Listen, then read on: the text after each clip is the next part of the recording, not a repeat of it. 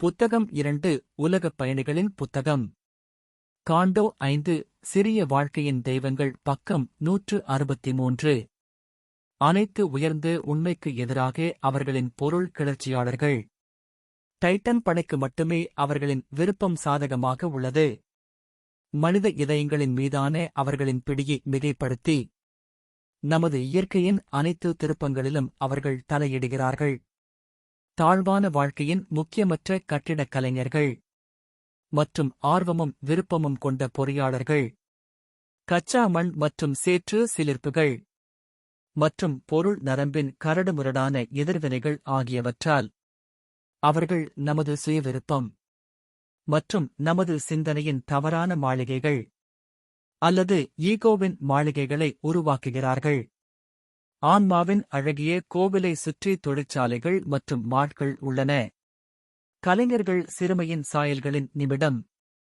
அவர்கள் எங்கள் நகைச்சுவையின் மொசைக் அமைக்கிறார்கள் அல்லது நம் நாட்களின் அற்பமான சோகத்தை திட்டமிடுகிறார்கள். செயலை ஏற்பாடு செய்கிறார்கள், சூழ்நிலையையும் கற்பனையையும் ஒருங்கிணைக்கிறார்கள். மனிதனின் அறிவீனமான இதயத்தை தூண்டும் இந்த விவேகமற்ற தூண்டுதல்கள் மற்றும் அவனது தடுமாறும் பேச்சையும் விருப்பத்தையும் கற்பிப்பவர்கள். அற்ப கோபங்கள் மற்றும் இச்சைகள் மற்றும் வெறுப்புகள் மற்றும் மாறக்கூடிய எண்ணங்கள் மற்றும் மேலோட்டமான உணர்ச்சிகளின் தொடக்கங்களை தூண்டுபவர்கள். இந்த சிறிய மாயையை உருவாக்குபவர்கள் தங்கள் முகமூடிகளுடன் மந்தமான நிறத்தை அலங்கரிக்கும் ஓவியர்கள். மனித நாடகத்தின் மேடை மற்றும் வேகமான காட்சிகளை மாற்றுபவர்கள். இந்த ஒளியற்ற காட்சியில் எப்போதும் பிஸியாக இருக்கிறார்கள். நடிகர்கள் பேசுவதும் நம் பாகங்களை துடைப்பதும் மட்டுமே நம் விதியைக் கட்டமைக்க இயலாது.